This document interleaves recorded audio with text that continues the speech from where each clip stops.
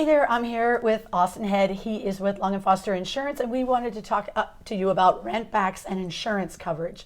If you don't know what rent backs are, they're just when the seller can stay in the home beyond the settlement date for up to 60 days. It's negotiated as part of the transaction. And Austin is going to talk to us about what you want to be careful of if you're doing a rent back. What is that? So you want to disclose the rent back to your insurance company because all insurance companies treat rent backs differently. Some companies will not even cover you during a rent back. Some companies are fine with maybe a 2-week rent back. Some are maybe okay with a 30-day rent back. Or maybe you have to add an additional coverage onto your policy to account for the rent back.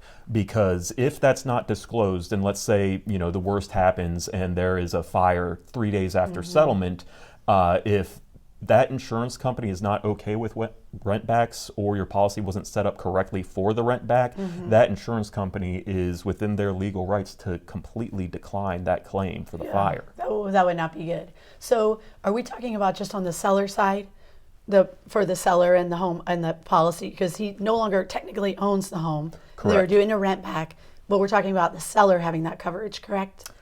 Right. So the seller.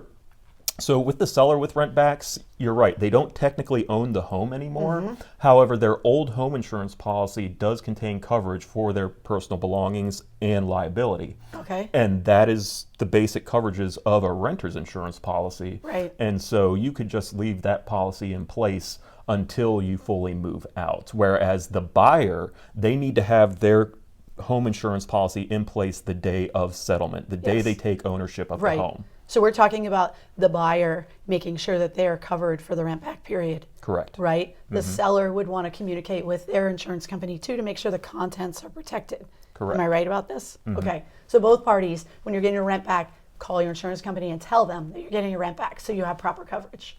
Thanks so much. Thank you.